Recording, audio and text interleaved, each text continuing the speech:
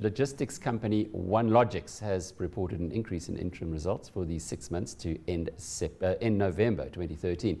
Joining us to explain more is One Logix Chief Executive Ian Lourens. It's interesting, we're going to be talking to Jeff Blunt a little bit later from Cannon Asset Management, and he makes the point that last year the big caps were down in their profits, yet their ratings improved. The small caps were up 20% in their profits, yet the ratings went down. Now you just emphasized that your earnings up, core earnings up 35% in this period. The share price has really hopped today, but up until now, you must be a bit disappointed at the way the market's appreciating. Well, I'm quite happy. I mean, from a personal point of view, it might be a problem, but in terms of acquiring shares, but by and large, we're very happy with what's happened. That the market's depressing? Oh no, how we've responded to today's results. But yeah, we are. But you know, the way we look at it, Alec, is that we just get on and do our business, and the markets will look after themselves. But do you get calls from investment analysts? Are the institutions coming to visit? They do. I think on occasion they come and have a look at us down at the lower end of the pile, and they do ask a couple of probing questions. But by and large, as I said, our mission is really just to carry on doing what we do well and put our heads down and produce the results. Management work for shareholders, and it's nice to have strong shareholders if you want to do bigger acquisitions. Of course. Don't forget, One Logix shareholders, management has about 60% of the shareholding in any event. But we're getting some nice interest out in the marketplace, which I'm very happy about. And of course, I think people over time watch and see that you perform according to what you said you were going to do, and thankfully that's what we've been able to do. Because this period shows our 5th consecutive positive result post the downturn. Well, you're coming onto radar screens because today the share price is up 22%. And that's a big hop in your market cap. Yes. The business is interesting. I described it earlier as almost like a mini Bidvest. It's a mini conglomerate in some ways. You do have a theme, but when you've got a panel beater and PostNet and some of the other businesses that you've got, the logistics businesses in there, it is spread. Yes, you're quite right. We do see a theme as logistics in South and Southern Africa, but the fact is we are decentralized. We believe we're quite empowering. The other word we use very often is we're entrepreneurial. In fact, we've identified entrepreneurs who run businesses who've kind of reached a ceiling, and then we provide them with a platform to step up and we take them further along. All of us in the group that run the businesses are entrepreneurs. So all the businesses we have are run by the guys that started those businesses. And the way we like to think of entrepreneurs is they're people not only that can see things that others can't, because they often come a dime a dozen, but the fact is you've got to translate that into action. You've got to turn it into something tangible that adds sustainable value. And I think the mix of management that we've got now kind of does that more than it doesn't. So we're getting that right, we believe.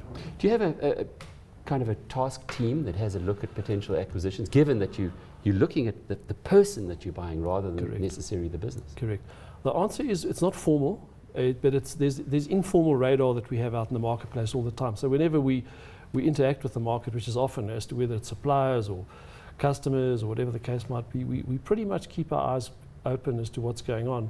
And we've got a model which starts to work. You know, over the period of time that we've been we were on Altex from 2004, so that gives us about 10 years. We've just recently moved to the main board.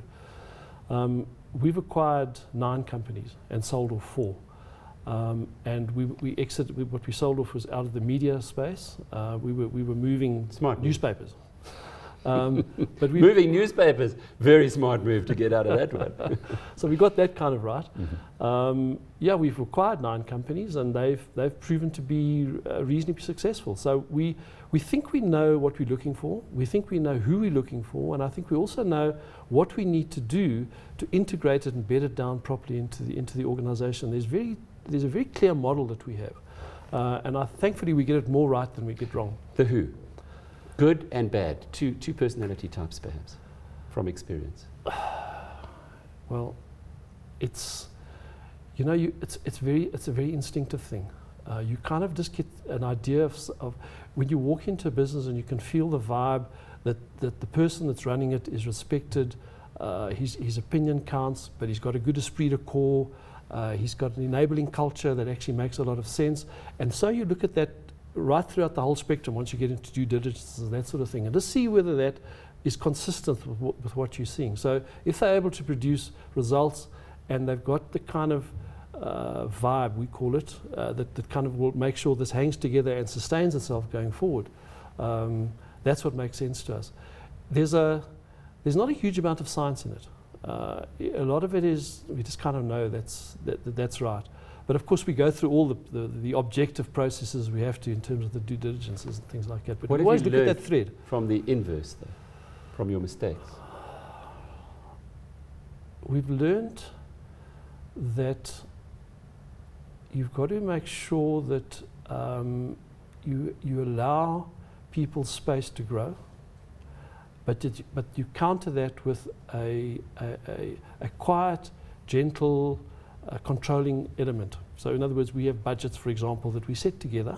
We don't make sure that the guys have to stretch themselves to ridiculous levels and they know they're not going to get it and they lose enthusiasm right up front, for example. We sit down properly and we say, what can we realistically deliver? And then we agree that we'll commit to that, and off they go and they do it, and we come behind and just make sure on a periodic basis, more informally than formally, by the way, as to how they're going. And if they're going well, great, go and do it. If they're not, then we'll step in and do what we need to do. And you know, we obviously get together as a group. We kind of celebrate our successes. If there's anything tough that's got to get done, it gets done outside of the meeting. So it's a kind of a praise in public and deal with difficult issues in private kind of approach. Well, you've got a formula that's working, Ian. We'll be watching your shares in future. I'm sure there are a lot of people who bought them today who will be watching them even more closely. Over the past period, well, you got as high as $4. You're down to R3.50, but more than doubled since 2012, and a nearly 600 million market cap now. Just an off-the-wall question, the budget coming up the end of the month. Any thoughts on what you might hope to see there? I mean, we like this idea that infrastructure is getting a lot of attention.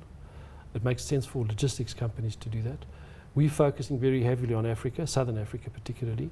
So we would like to see things like not only the seaports but the land ports to become much more efficient. So that's the sort of thing that we'd be looking at, other than the more general things about tax and that sort of thing. We think that we would just like to see an environment that really looks at enabling a business. And of course, since we've been talking entrepreneurship, you know, I often think that that's those entrepreneurs that are out there are unsung heroes. And we give a lot of verbal input into supporting them, but we don't really seem to do a hell of a lot about it. And I'd like to see a lot more practical steps that are implemented to kind of put that forward, because if we're looking to create jobs, that's where it's going to happen.